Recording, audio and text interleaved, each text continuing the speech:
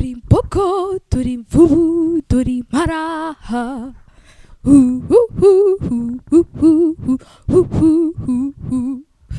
Tuituye niyo nzima Oreste. Wow. Nka Pacis rone nawe ameze nk'ufite amerwe nkurikije umuntu ariko kure. Nawe urafite ariko. Okay. Gutyo tu. Rakureba mu maso nkugiye kukubita. Aba roho w'Imana arantwikiriye. Wakumva umvute. Compare n'umuntu ukubwiye uti roho w'Imana arantwikiriye.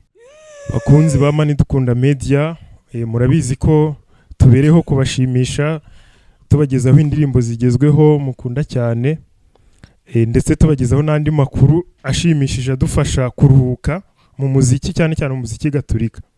Uyu munsi rero twabazaniye couple nziza cyane, ariko igiye kudufasha muri ubwo buryo maze kuvuga haruguru. Bagiye gutangira rero batwibwira. Duhere kuri ladies first. Duhere ku mukobwa. Okay. Amazina yanjye ni Ngabire Ndinda Marie Ange. Nkuko yababwiye ndi umuririmbyi, umusopraniste, umusoliste. Byose. Yeah. Byose harimo The list can continue. List yakomeza. Tukaba twaje kuba entertaining. Wow. Urakoze, turakwishimiye cyane. Bose ubwo urivuze bihagije ra? Ibindi ni amahane. Ibindi ni amahane twaba turi gushaka. N'amahane nk'aho muri gushaka. Ava hehe? Kuri wowe? Ya, kuri njyewe tu. Okay. Muzampamagare mu bimbaza ibindi. Y'amahane. Ibijyanye na couple se natangiye nkomozaho bimeze bite? Navuge ntacyo. Couple turi couple kubera acuranga nanjye nkaririmba. Wow, hagezweho n'amakupure muri ubwo buryo. Muri make aririmbira umucuranga. Yes. Uririmbira ucuranga nko korosho. Come on. Anyway, nitwa Pacis, nitwa Ndori Ndahiro Pacis Ezab.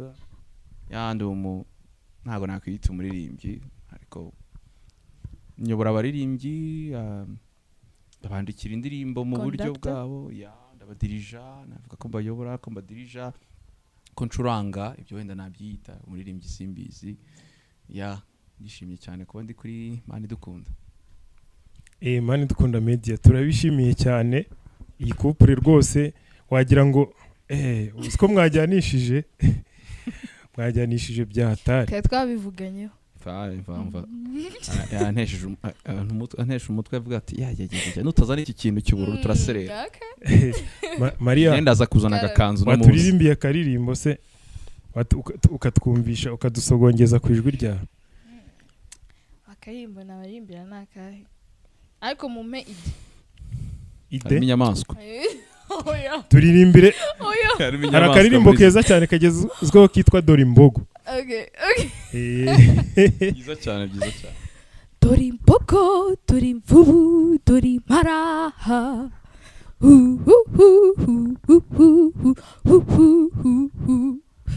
Tuituye niyo nzima Oreste. Wow.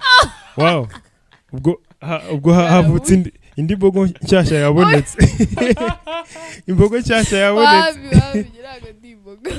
Paci, nawe turirimbire twumve. Hari amakuru mfite yuko nawe ushobora kuririmba nk'abakobwa. Turirimbire soprano ariko wazamutse wagiye hejuru nk'aho ari kuririmbira. Oh, hope von Blut und Wunden.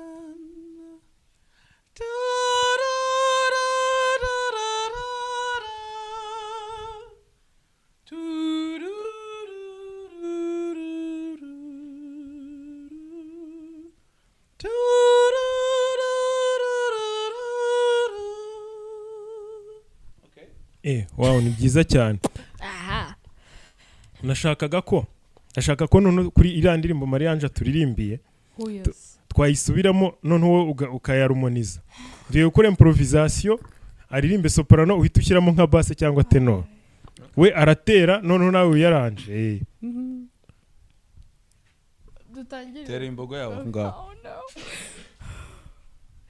Dore imbogo, dore imvubu, dore impara.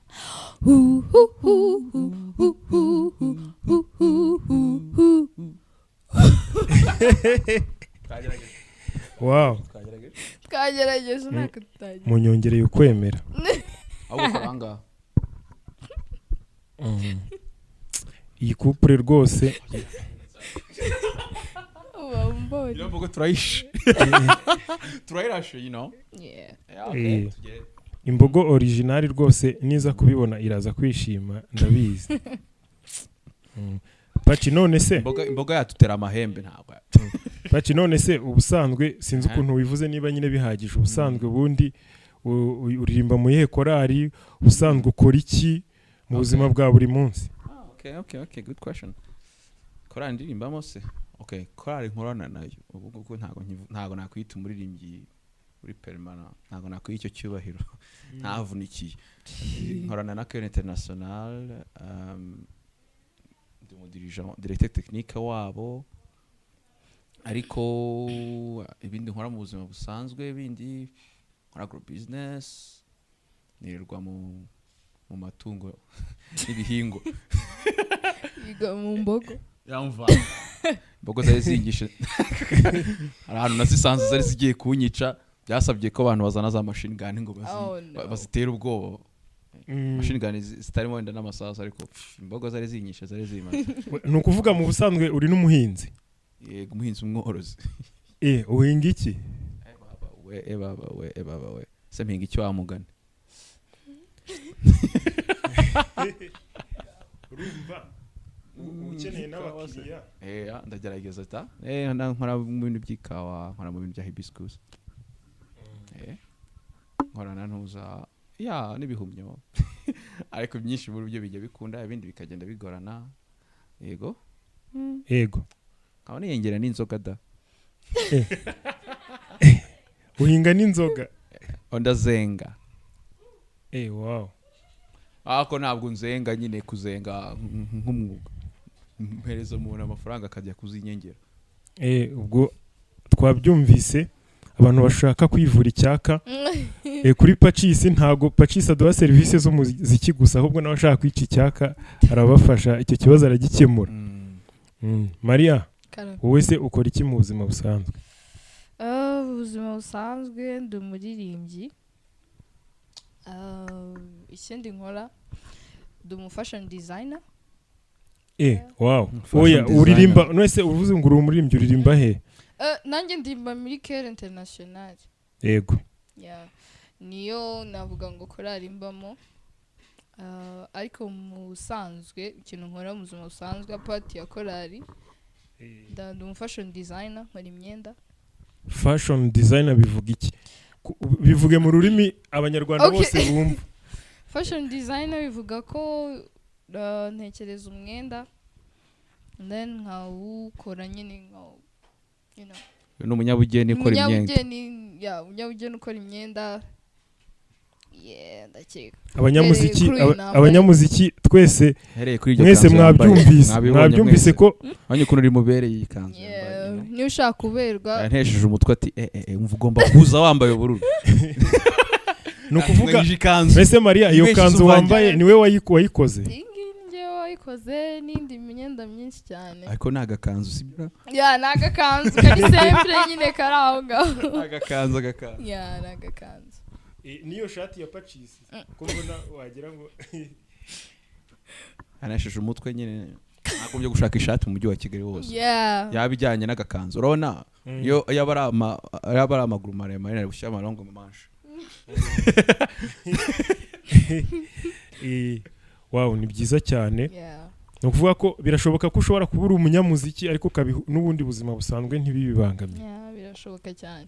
Nibyo? Yego. Wow, ni byiza cyane. Iyo wamaze kwitoza, iyo wamaze kuririmba bisigaye ushoma deja, wabuze icyo gukora rimwe na rimwe. Rero icyo gishobora kugikoresha ukaba productive wamugane. Hari ikibazo nshaka kubaza Marie-Ange. Maria, biravugwa ko abantu b'abanyamuziki urabona nkawe urabona ukuntu usa neza ukeye umeze neza uzi no kuririmba neza cyane ngo hari ukuntu ngo bijyana ngo babijyanisha n'ibindi bintu bitari byiza nyine nk'ibiki ubwo nk'ubu nk'urugero abasore iyo bakubonye benshi urabona nyine bahita bagira amerwe sibyo nababwire nk'iyo umusore akurebye w'umurimbyi mugenzi wawe nka Pacis urabona nawe ameze nk'ufite amerwe nkurikije ukuntu ari kukure nawe urafite ariko okay ubwo wowe umanaginga amerwe abandi bakugira gute uyabuza gute kugira ngo ukomeze ukore umuziki wawe ukore na business yawe umaze kutubwira ubihuza gute n'amerwe bakugirira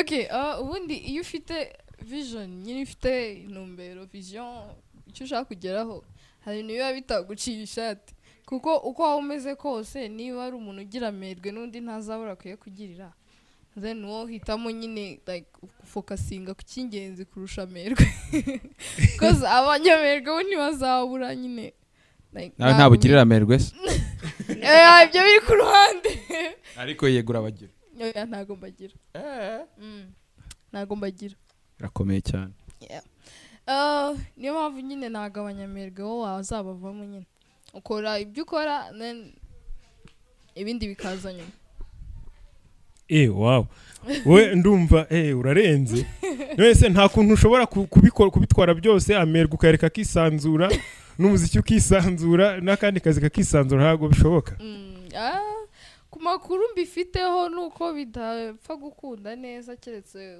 ubaye bikora uri byose ari nkaho nyine ariyo profession yawe profession yo kumara abantu amerwe yo kumara abantu amerwe na profession wenda y'ibyo bintu nigo wenda ushobora kubimanaginga ariko wenda kimwe ugihaye nyine ntago waha umwanya kimwe biba bisaba ko kimwe ari cyo umwanya cyane kurusha ntabwo wakurikira abami babiri wapi abami babiri byaranze kabisa wow Paci urabona ukuntu nyine uri umusore umeze neza uri physically fit ufite n'ingabire nyinshi cyane ufite impano nyinshi byatari urumva ko nawe hari abantu nyine ariko hari akantu ngiye kubabaza gato mbere yuko nkikubaza Maria ugirira amerwe ari umusore n'umukobwa ugirira amerwe undi ninde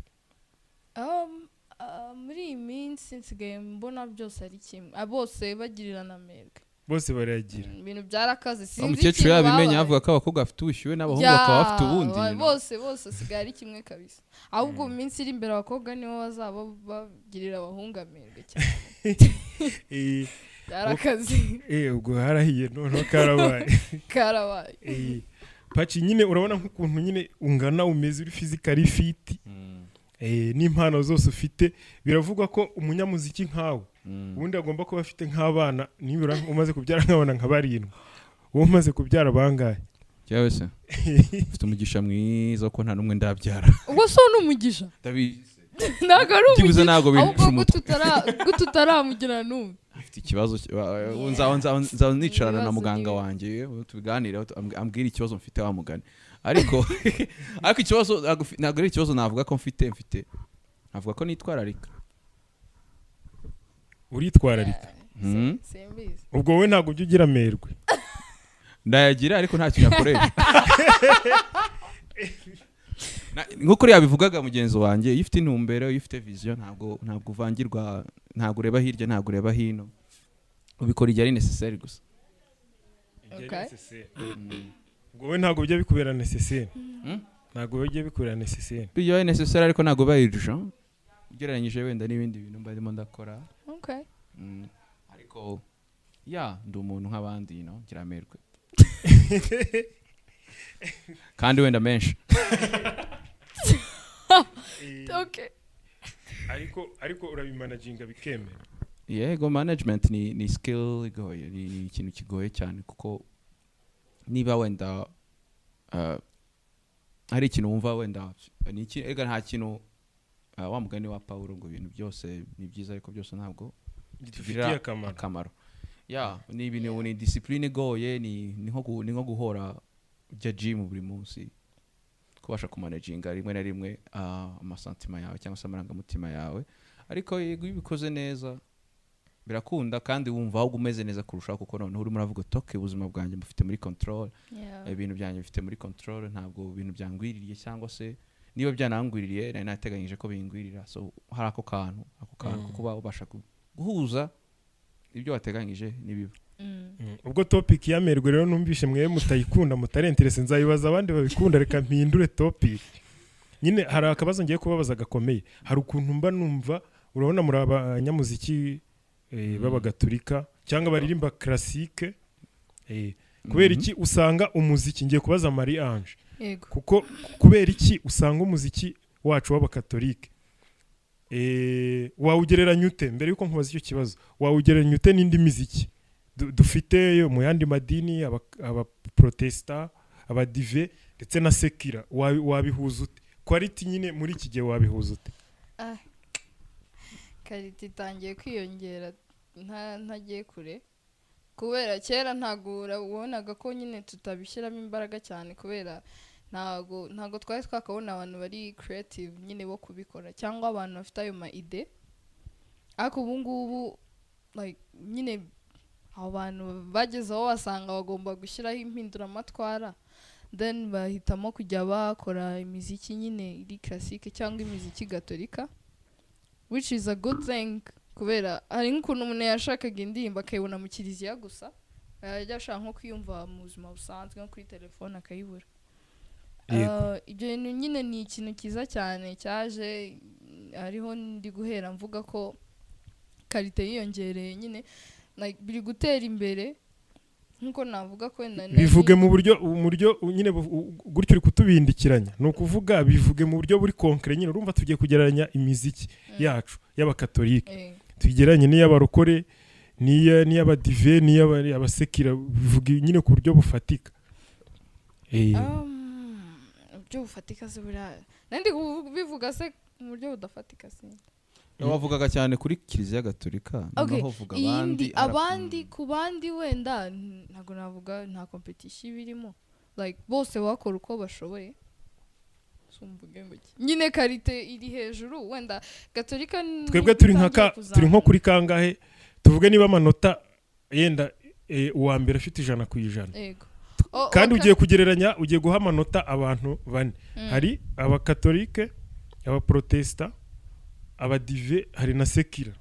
Ubu twe turi dufite nko ku mwanya wa kangahe? Dufite ku mwanya wa kabiri. Ku mwanya wa kabiri. Nyuma ya sekira. Nyuma ya sekira. No kuvuga ko abaprotesta na bifu ziko zizajyamo nagaruko wenda mbanga n'abandi cyangwa iki. Nuvuga ko muzike yacu nike yabo byibuze hasi. Use technique ariko bindi creativity barayiturusha. Barayiturusha cyakora nyine kuva ni ibintu byaje mbere kose wagomba kuturusha nyine. Yemerana nawe kabisa ntasubirwamo rwose. Ako turi ku mwanya wa kabiri. Turi ku mwanya wa kabiri wabihamya neza uhanabisubiramo n'ubutaha n'ahandi ho. Cyane nabisubiramo njya nkabisubiramo n'ubutaha. Nuwabi. Paci ibintu Marie Ange avuze ngiye ko ndikumva ntari kubisobanukirwa neza. Wowe urabyumva ute? Ikibazo nabajije wacyumviye? Nacyumvishe. Yego. Navuga nti ngiye ku breaking down nemerana nko gake nibyo yavuze kuvuga ngo dutangiye kwiga kwi-exprime niko navuga. Dutangiye kwiga gusobanura amarangamutima yacu. Byari bimeze nkaho kera byaga bimeze nkaho umubano dufitanye n'Imana wabaga ari umubano w'ubwenge atari umubano w'umutima. Icyo kintu abaprotestant barakiturusha. Abaprotestant subiramo gato ngo baturusha kwi-exprime, baturusha expression, baturusha na creativity. Singiye kubihakana kubera yuko buri korali iragomba kuzana akantu kayo, buri gitariste aragomba kuzana agasoroke n'ibiki byose. Abagatulika nibo tugitangiye kubibona. Umubano twaga dufitanye n'Imana kera niko navuga uko wabyumvaga mu muziki wacu babaga umubano ushingiye ku bwenge atari umubano navuga ko ari umubano uhuza amarangamutima n'ubwenge. Kiyo no dutangiye kuhuza amarangamutima n'ubwenge. Kuvuga ko twebwe mu mibano yacu mu mibanire n'Imana tuba nk'amarobo. Kenshi ntago nabarenganya rwose. Byahoga bimeze gutyo. Wabonaga ni hahandi ni wawe ufite umubano n'Imana mu marangamutima ntabwo watinyukaga ngo byerekane. Wowe kuvuga uti none se banseka ngomba kurambara amaboko, hari ukuntu ntagomba kurenza amaboko yanjye nyarambuye, hari ukuntu ngomba kuvuga nibirenga ibingibi byaga bimeze nkaho nyine ari mu gipadiri. Nkaho ari mu gipadiri. Abapadiri ni abantu baba intellectuel cyane, ibyo basobanura ijambo ry'Imana nyine nuko nguko birasobanutse, ni nk'abahereza, twese turi nk'abahereza. Ariko abakristu ni abantu, so n'umubano wabo n'Imana ufitanye isano n'ubuzima bwabo hanze. Uvuze akantu uvuze unyibutsa, hari umuntu yigeze numva avuga ngo iyo umukatolike, korali y'abakatolike iri kuririmba usanga bose barangiza icyo cyabacucumutse imitsi yareze bakanuye n'amazi, batishimiye amagambo barimo bararirimba necessairement. Exactement, rero icyo kintu cyambabazaga, navuga nti ano magambo nzi no ndirimba ziba zandikamo, sibyo? Nibira nk'indirimbo Nyagasani niwe mahoro yanjye irimo amagambo meza cyane, ariko expression tubiririmbana Imana niyo nyine ibiza. Rero sinshaka ko noneho uvuga ati okay, ni Imana nayo nyine igomba kumenya icyo ndesanta hamwe nacyo. Nize ko mwabyumvishije igihe navuga cyane n'abapadiri nabo ni relation intimate hagati yabo n'Imana. Ariko noneho your relationship ikeneye kugendeka n'abandi bakayibona. Noneho ikishimishije cy'ibyo bintu nuko iyo inspiration wagize, izo emotion wagize, iyo expression wagize inaffect abandi positively. Kuko baravuga bati yo duzi koko banye neza, siko bakundana, sibyo? Iyo tubonye couple ikundana, sibyo nk'iyi ngiyi, iyo tubonye couple yitanaho neza, tuvuga ngo iki? Tuvuga duti mbega ko nari byiza, usko nanjye nifuza ko umugabo wenda wanjye afata gutya, akajya antera imitoma, akajya nganiriza, akajya mbaza uko byagenze, sibyo? Ibyo bituma rero dufunguka kurushaho. Rero kuko rero niko yavugaga yo creativity. No kuvuga ko twebwe abakatolike, sorry nanjye ndi umukatolike ari mpamvu buze guri. No kuvuga ko twebwe nta creativity tugira. Nicyo bivuze. Creativity irahari ariko yabaga ari limite muri frame runaka. Yabaga ari limite en termes zo kuvuga ati aspect ya expression, aspect yo kwisanzura, kwishyira ukizana mu kuntu ntabwo yabaga ihari muri yo creativity. Nyamvu navuga ati nyine umuntu arandika, akandika texte, turi wowe Imana arantwikiriye. Gutyo tu arakureba mu maso nkugiye kukubita, aba turi wowe Imana arantwikiriye, wakumva umvute compare n'umuntu ukubwiye uti roho w'Imana arantwikiriye. Ona amagambo namwe ariko expression iratandukanye kandi ibyo bya affect abantu bitandukanye. Hari ako relationship kari emotional n'ijambo ry'Imana ka inspire n'abantu gusenga kurushaho. Okay, noneho ibintu mugiye kuvugana nashaka ko mugaragaza ko mutari abafarizayi.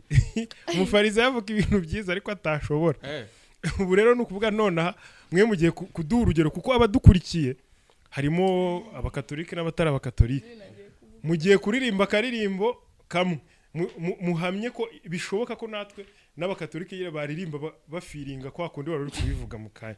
Muturimbira karirimbo mwembi muhuriyeho mugaragaze ko bishoboka kuko gufiringa natwe amaranga mutima ku buryo mutarerangiza icyo cyabarebe.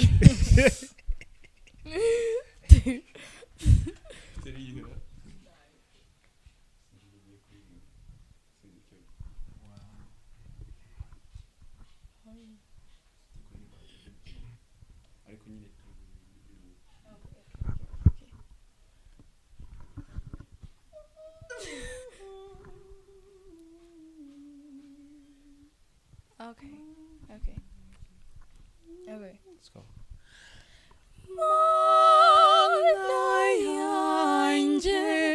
Mana yanjye ndagusabye niyoroheje ngugwiza amahoro ugwiza amahoro mu mutima wanjye ndagusabye dawe ngugwiza amahoro mu mutima wanjye dawe ugire mushya ugire mushya kuko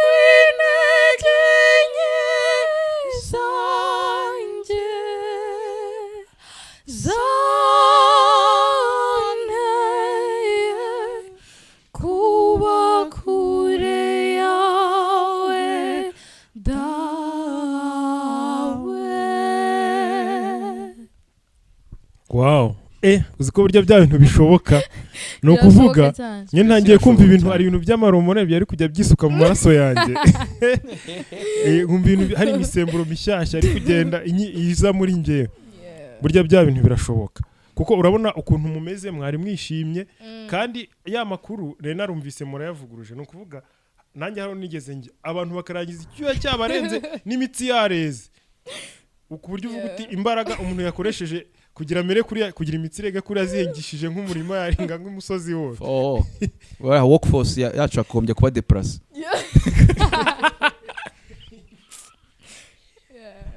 makorari yakabaye amakoperative rimwe na rimwe ahinga twayaduhinga rwose none se buriya dukene Maria buriya kugira ngo nyine natwe urabona uru rwego uriho wowe nawe na Pacis gutya mu bikoze neza ukabona ari byiza yego birashoboka ko nabandi babigeraho cyangwa mwebwe n'ingabire mwahawe yamanutse mu ijuru okay ntago ari kuvuga ngo ni ingabire maybe wenda ingabire hari ibirimo hari n'igihe bitarimo nyine kwi-expressinga ntago ari kuvuga ngo habamo ingabire cyangwa ntayibamo ariko wenda kuririmba kuyuma ariko ku expressions nyine ntago bisaba kuba ufite ingabire yo kwi-expressing bisaba iki bisaba gufunguka mu mutwe no kubikora cyane kuko ntago nyine ntago ikintu wahita ugikora ngo kize bisaba kugenda nyine umenyera kwi-expressinga nyine uwo muco nyine ukakujyamo ubwo ni ukuvuga ko abaririmbyi bandi basanzwe batajya babishora b'abakatolika ubwo bafunze mu mutwe oya ntago ushatse kuko bafunze mu mutwe ikintu navugaga ikintu kihari ni iki fungura perspective yawe gufunguka muri perspective guhuza ijambo ry'Imana n'ubuzima bwawe bwa buri munsi noneho no gutinyuka buriya harimo gutinyuka kuvuga ati ngewe amarangamutima yanjye ni mazima hari ukuntu murayumva hari ikintu atagomba gutekereza cyangwa ari ukuntu atagomba kwifata we irekureho gatoya uri umwana w'Imana siko bavuga se siko niyo vocation yacu niko navuga nk'abakristo sibyo no kuba abana b'Imana ni gute umwana adateta kwa data sibyo ugomba kwisanzura ugomba gutinyuka ukavuga uti abandeba bibarye mu nda niba bibarya mu nda niba ari ishyari bafite cyangwa kisimbyitayeho sibyo niba ari ibibazo bafite ku mutima wabo bibarekere wowe ntureba bakureba wowe nese Paci ubona bituruka he kuba communauté imwe communauté n'abantu nyine bafite icyo bahuriyeho bari hamwe kuki communauté haduka communauté imwe ihuriye ku kintu cyo kwifunga no gufunga umutwe nkuko Mariange abivuze none abandi bo bakaba bisanzuye ubwo biba byaraturutse ubona biba byaratewe ni mico muri make umuntu umwe rega ari indirimbo yitwa Sambolera uwo mugore yagira akabwira umwana ati jumu tumoja Sambolera anitaka mai ni vita icyo ashaka kumubwira ni ati umuntu umwe ahindura amatwara y'abantu bisaba kenshi umuntu umwe kugira ngo ahindure uburyo abantu batekereza rega niyo mpamvu ubona hari amafamiye yexprima n'amafamiye yexprima sibyo ukabona wenda nk'abantu bavuye nk'i Burundi bari expressive kurushaho abanyarwanda bo bari serieux bari ku ntego gutya ni kamenyero environment ubamo igenda noneho yongera ikanagira igenda influencing kurushaho yongera izo ntege ayo masantima cyangwa ibyo bitekerezo rero kuvuga ko Kiliziya ari yabatoje kumera gutyo twebwe se twebwe twabikuye hanze icyo nshatse kuvuga icyo twashaka kuvuga twabyigiye ku bandi bantu tubabona ibi bintu ni byiza ibi bintu bene wacu bagenzi bacu barabikeneye kuko Maria ngiye kubaza ikibazo tugana ku musozo ubona kugira ngo nyine tugere kuri ibi ngibi muri kwiyemeza mwebwe mwemeje ko mugiye kuba amapiriye cyangwa moteri izo mpinduramatwara zigiye kubaho kubera ko nyine ukora ko mwe mu byumva nimwe mugiye kuba moteri cyangwa piriye sinzi uko mu Kinyarwanda twabyita ubona mwebwe mwihagije cyangwa hari imbaraga muzakenera ku buyobozi bwa Kiliziya kugira mu bigereho ntago twihagije habe na gato dukeneye support dukeneye gufunguka mu mutwe ikindi dukeneye no gushyira hamwe nyine ko ntabwo wabikora wenyine ndi ari kuzana ibyo ngibyo ko nta n'uwigira inama ibyo ngibyo wenda bibaye bihari mugenzi wanjye aranyunganira bibaye bihari twaba dufite like nka fondation y'ibintu byose y'ukuntu twakomeza tukazamuka. donc ubuyobozi bwa kiliziya bwo ntacyo mubukeneye? Oya, turabukeneye cyane ko nyine niyo support dukeneye. Ako kintu nashimye nuko deja hari abantu bari mu buyobozi bwa kiliziya barimo barasunika iyo movement. Natanga mu rugero rwiza cyane nka Padiri Rushigajiki Jean Pierre, ndamusuhuje by the way, inshuti yanjye cyane. Par exemple kuba just ari umumambre wa Catholic All Stars, iyi ni ukuba umumissionnaire neza, no kujya kuri terre kurushaho. Barabizi kandi kariko kazi kabo.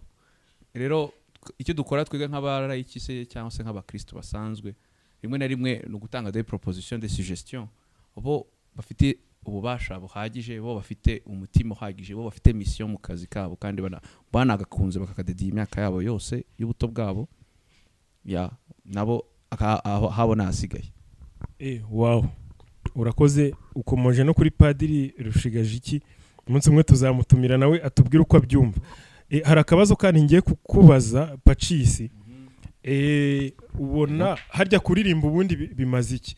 Bimara iki umuririmbyi bimumara iki? Kugira ngo uko nkubaza ko kabazo. Ikibazo kiragoye ariko navuga ko kuririmba bigusha umuntu neza. Bigusha umuntu neza, biha umuntu ijwi. Numva ushaka kuvuga mu guha umuntu ijwi no kuvuga ati ni uburyo bwo kwiexprima, no uburyo bwo kwisobanura.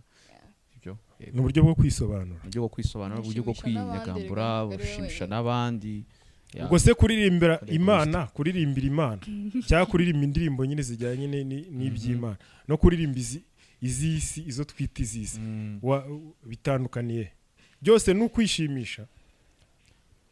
Yego navuga ko byose ari ukwishimisha, kuko byose biryohereye amatwi, no? Umuziki wose uryohereye amatwi, ariko nk'uko Bach abivuga, the aim of music is the glory of God and the refreshment of the soul. Urumva byose birajyana. Wow. Harimo ibintu byo gusingiza Imana, harimo no kwinezeza none se ko hari igitabo nigeze nsomamo bavuga ngo ntago ushobora kunezerwa uri wenyine, bisaba ko n'abandi, kubera ko umuntu ngo yaremewe kubana n'abandi. None tubijyane muri cadre yacu y'amakorari, ubona amakorari yacu muri Kiliziya Gatolika akundana, ubona afatanya muri urwo rugendo rwo gusingiza Imana no kwishima, ubona bimeze bitubibona? Ntabwo bigenda neza, ariko impamvu bitagenda neza tout simplement kandi ni nature y'abantu, nayo mpamvu hari ijambo ry'Imana n'ujya kudisciplina nature y'umuntu. Nature y'umuntu ireba inyungu ze. Buri wese aharanira inyungu ze. Buriya kuba kanaka atishimiye wenda iki kintu maybe wenda cyaguhiriye we n'ikimuhire, ni nature yiwe. Buriya twe twifuza ibintu byiza, twifuriza ibintu byiza twese, ariko iyo bitabaye ahango nibwo haza yanyunganizi irenze imbaraga za kimuntu, ikubwira uti urazi muntu nkuko amahirwe ye yaje nawe ayawe azaza ikindi gihe, cyangwa se yakorere nawe azakugeraho. Ubwo ni ukuvuga ko kujya muri korari runaka ifite izina runaka ni nko kujya, urumva niba ari ukugira bigufashe guhura n'abantu muhuriye ku nyungu runaka, we ni nko kujya mu ishyirahamwe runaka, byose naho bitandukaniye. Yego turi abantu, kuko ishyirahamwe ni iry'abantu kandi korari nayo ni iy'abantu, ni institution y'abantu. Ni nko kuba mu ikipe runaka cyangwa ishyirahamwe mu gakoperative runaka. Twese turi abantu, ibintu dukora ni bimwe, ibintu bigenda. Ubundi ujye kureba neza usanga abantu ari bamwe, nibyo bakora n'amamuvuma bakora. Niyo mpamvu Imana ivuga uti nk'abantu mwe ngiye kubaha amategeko, kuko ndabizi mwese muri bamwe. Kandi igishekeje ni iki, ugiye no kureba andi madini, ugiye no kureba indi mico yose, usanga tendance zacu zose ari zimwe. So hagomba kuba akantu ka discipline, hagomba kuba akantu ko kuvuga ati ngiye kurenga kamere yanjye, mvuga ni okay, ese biramarira iki wa mugani, mwiherezo biramarira iki kugira akana k'ishyari, aho kugira ngo wenda mugirire ishyari cyangwa se ngirane ikibazo na success yiwe, reka nitoze, reka nkora akazi kurushaho, tugenda no mu ishyamba twese duhingire hamwe, turebe uza gutora iyo mpara cyangwa se iyo mbogo. Maria njewe hari ingero z'amakorari wabuzi atabanye neza?